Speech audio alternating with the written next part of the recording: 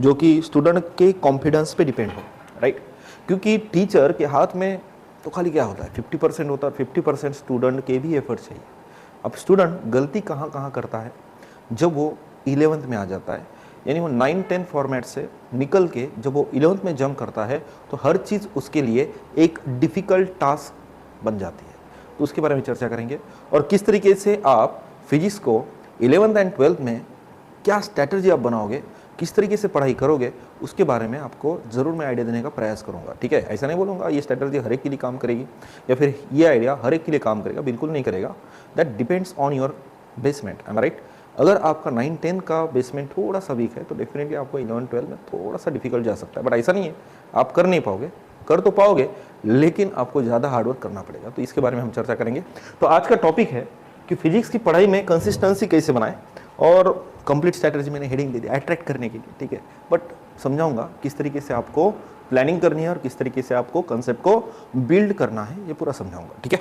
तो this is me Rahul sir, okay, this is my subject physics. और consistency एक तो मैंने हेडिंग दे दिया, बट सबसे मेन चीज़ है discipline, right, discipline and hard work, ठीक है। तो वो समझाऊंगा किस तरीके से हम कमांड पाएंगे फिजिक्स में। तो जब भी आपका 10th आप पास आउट हो जाते हो, आप 10th पास आउट हो गए समझो, ठीक है, तो आपका सपना होता है एक तो मैं नीट में की तरफ झुका हो, या फिर डॉक्टर बनना है आपको, या फिर आपका इंजीनियरिंग की तरफ, ठीक है। बट कुछ बच्चों का टाइम पास बोल के वो सीईटी को भी, बट सीईटी इज़ नॉट, ठीक है, वो सीईटी भी छोटी नहीं है, वहाँ पे भी अच्छे कॉलेज आपको मिल जाएंगे, ठीक है, ऐसा नहीं है। तो 10th जब भी आप पास आउट हो जाते हो, तो जब आप 11th में एंटर करते हो, ठीक है, तो ये 3 तरफ आपका झुकाव हो जाता है, ठीक है।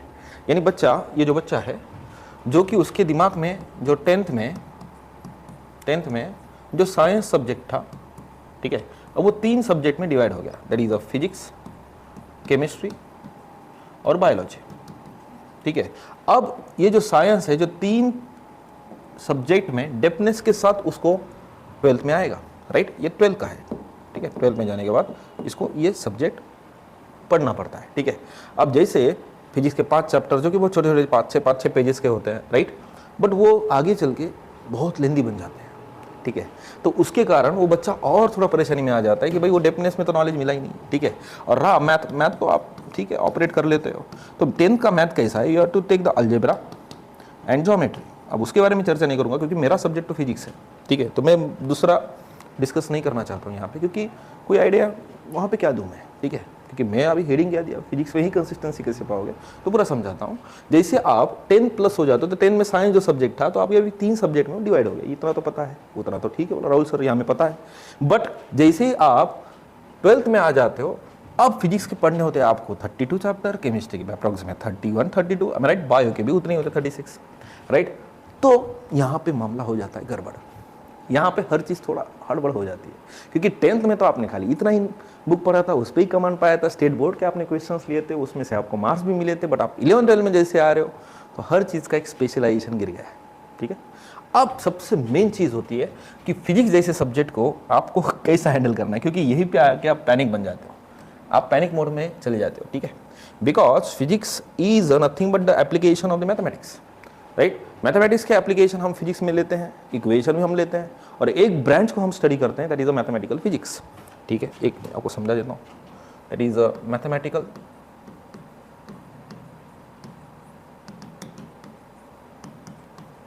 फिजिक्स। अब मैथमेटिकल फिजिक्स, उसमें आप 2 सब्जेक्ट पहले पढ़ लेते हो, एक तो बेसिक टूल्स, अरे वेट, अरे हाँ, टूल्स। अब टूल्स में आपको क्या सिखाया जाएगा, वेक्टर्स और बेसिक अलजेब्रा, ट्रिग्नोमेट्री, ठीक है, ट्रिग्नोमेट्री, ठीक है। और नेक्स्ट इसमें we have to discuss the measurements and dimensions. यहाँ पे आप डेरिवेटिव भी लोगे, यहाँ पे आप इंटीग्रेशन भी लोगे। यानी आप जैसे ही फिजिक्स में एंटर करते हो तो आपका मुकाबला फिजिक्स से नहीं होता है, आपका मुकाबला, ठीक है, मैथमेटिकल फिजिक्स से होता है, ठीक है। तो बच्चा वही पैनिक में आ जाता है, अरे ये तो क्या चल रहा है, जो हमने 8-9-10 में करंट, इलेक्ट्रिसिटी, मोशन, ये जो पूरा आपने स्टडी किया था 9-10 में, 8-9-10 में, वो अभी क्या हो गया कि पूरा अप लेवल पे चलेगा। यानी आपको अगर फिजिक्स को समझना है तो टूल्स को समझना पड़ेगा, यानी मैथमेटिकल फिजिक्स को समझना पड़ेगा। अब मैथमेटिकल फिजिक्स में vector, trigonometry, differentiation, integration, application of integration, application of the derivative, right, limit, contour, ये हर चीज आपको सीखनी पड़ेगी, ठीक है। अब वो बच्चा आ जाता है पैनिक में, अरे बाप रे, बोलता है ये क्या हो गया, मैं तो 10th में मुझे इतना इतना -% मिले या 100 आउट ऑफ 100 मिले, जैसे 11 में एंट्री कर दिया हर चीज़ थोड़ा हार्ड लगने लगती है उसको, ठीक है। अब ये क्यों होता है? क्योंकि आपका मुकाबला पहले फिजिक्स से नहीं होता है, टूल्स से होता है। यानी जो मैथमेटिक्स हम अप्लाई करेंगे फिजिक्स सीखने में, और वो इक्वेशन आपके साथ बात करते हैं अगर आप टूल्स को समझ जाते हो, आर यू अंडरस्टैंडिंग? तो आपका मुकाबला पहले फिजिक्स से नहीं हो रहा है, फिजिक्स के ये जो 3-4 जो कंपोनेंट्स है जो कि मैथमेटिकल फिजिक्स है उसके साथ हो रहा है, ठीक है। This is not actual physics, this is the mathematical physics, am I right? Okay, very good. यानी चलो ये तो मैंने आपको बोल दिया कि किस तरीके से आपको जाना है, बट रहता है सबसे इंपॉर्टेंट चीज़ है फिजिक्स अगर सीखना है, ठीक है, तो फिजिक्स तो खाली इमोशन से थोड़ी चलेगा। इमोशन होता है क्या? जैसे ये फिजिक्स में मैथमेटिकल फिजिक्स ऐड हो जाता है, समझ में आ रहा है ना अभी क्या बनना? यानी फिजिक्स में अगर आपको कमांड पाना है तो ये मैथमेटिकल टूल्स को इतना परफेक्ट बनाओ, किस तरीके से ये काम करेंगे फिजिक्स में उसको समझो, ठीक है। अब फिजिक्स में सबसे मेन चीज होती है एक तो कॉन्सेप्ट्स, ठीक है, और कॉन्सेप्ट के हिसाब से will take the mathematical form, and how to apply that is the most important in problems। थोड़ा यहाँ पे हाईलाइट कर देता हूँ, how to apply it in the problems, ठीक है, that is the most important। पहले लर्न करो कंसेप्ट को, देन उसका जो मैथमेटिकल फॉर्म आ रहा है उसको एक बार जानो, और प्रॉब्लम्स को कैसा उसको हैंडल करना है उसको एक बार टैली करो, राइट। बट ये लिखने में बहुत आसान लग रहा है, but when I was a student definitely ये चीज़ें मेरे को भी हार्ड गई है, ठीक है, ये प्रोसेस से मैं भी गुजरा हूँ, ठीक है, बट पीछे नहीं गया और डट के सामना किया है। आज नहीं कल तो आएगा, लेकिन हार्ड वर्क करना जरूरी है, ठीक है। तो एक फॉर्मूला मैं आपको दे रहा हूँ यहाँ पे, फिजिक्स अगर सीखना है तो पहले कंसेप्ट को अंडरस्टैंड करो, उसका मैथमेटिकल फॉर्म कैसे बन रहा है उसके लिए आपको मैथमेटिकल फिजिक्स पे कमांड लाना पड़ेगा, आर यू अंडरस्टैंडिंग? ओके, अब मैथमेटिकल फिजिक्स एक बार सीख लोगे तो कंसेप्ट प्लस वो मैथमेटिकल इक्वेशन यानी जिससे भी फॉर्मूला आएगा, और सीधा सीधा एक बार कंसेप्ट बिल्डअप हो गया तो सीधा सीधा how to apply it.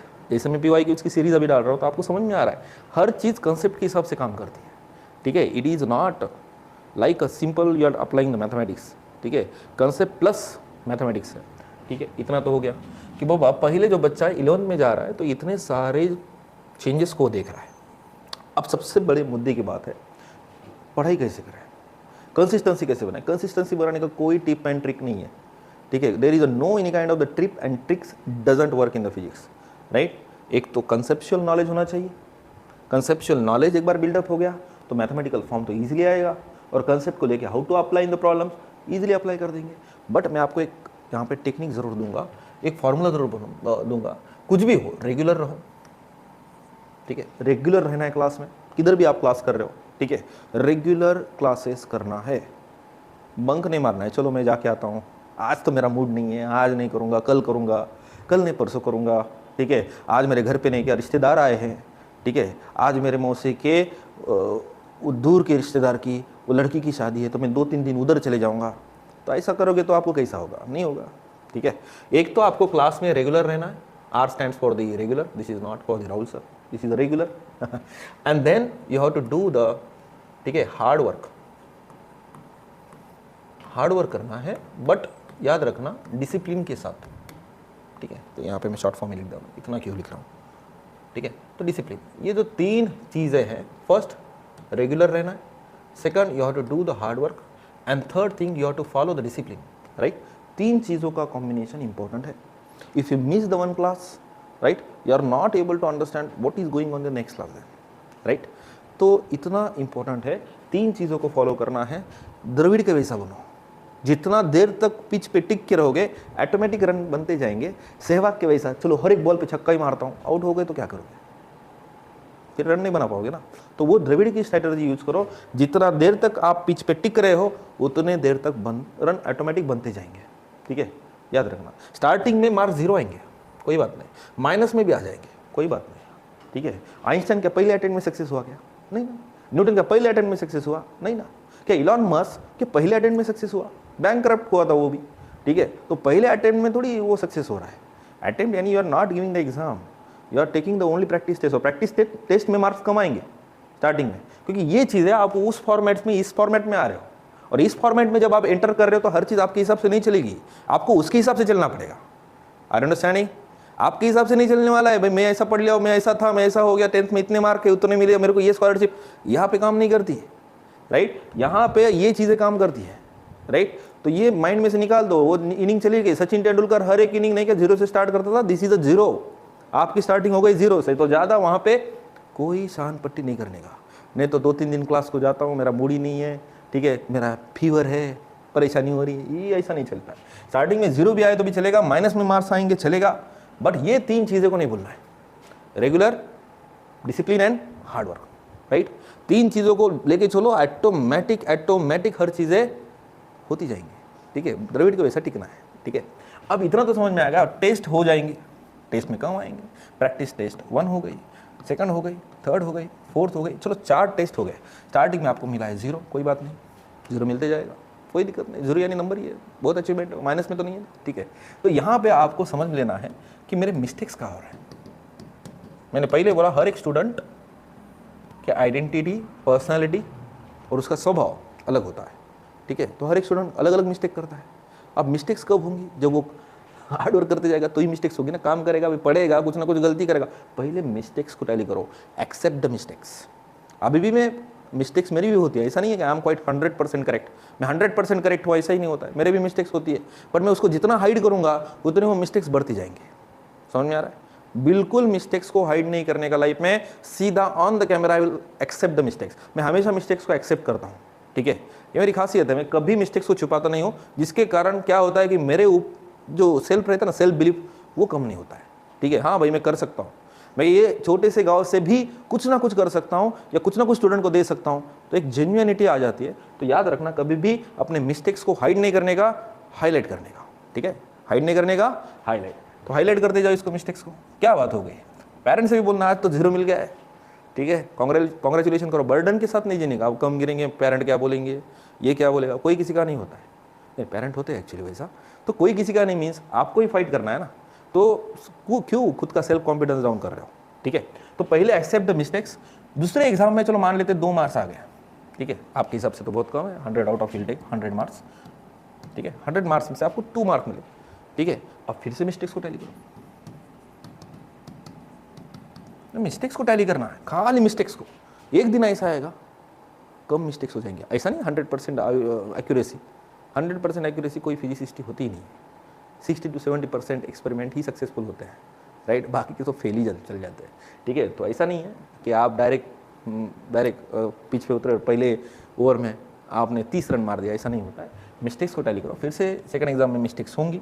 Next, इसको 2 से 10 पे कैसे लेके जाऊँ, और 10 से आगे चल के मेरे का पिछले बार से स्कोर अच्छा होना चाहिए, ये एक टेंडेंसी होनी चाहिए, बाकी कुछ नहीं है। ना टॉप 10 में आना है, ना टॉप 100 में, किसी का मत सोचो, किसी का कुछ नहीं सोचने का है, ठीक है। अपना सोचो, कल मैं क्या था, आज क्या हूँ, और आगे चल के इन फ्यूचर में मैं और कितना ग्रो कर सकता हूँ, ठीक है। तो यही टेंडेंसी आपको आगे लेके जाएगी। जितना आप चीज़ें छुपाओगे उतना ही आपके दिमाग के ऊपर बर्डन बढ़ते जाएगा, ठीक है। तो ये हो गया एक जनरल मिस्टेक्स को एक्सेप्ट करके आप एक अलग फील को पाओगे।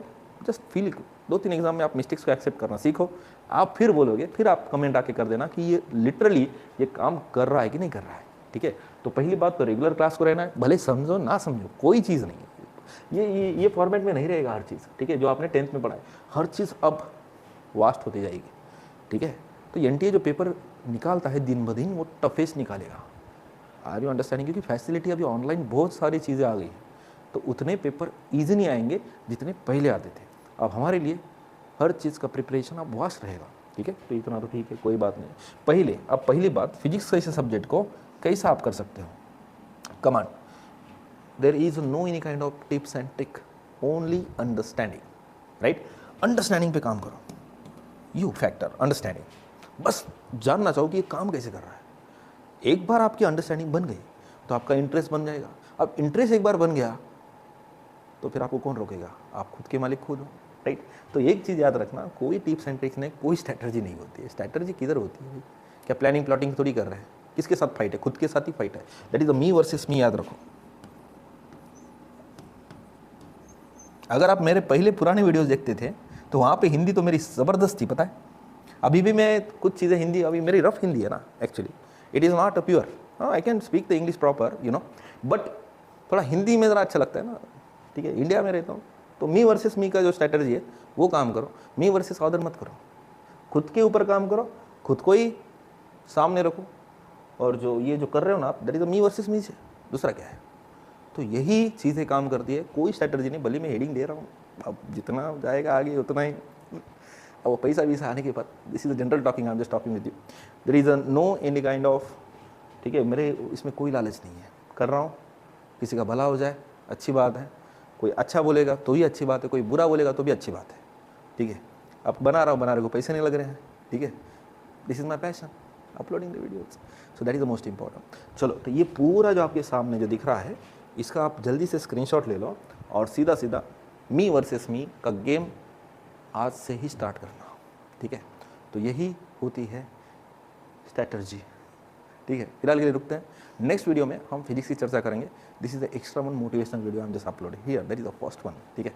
सो for today we stop here, in the next video we discuss about the concept which are related to the physics, okay.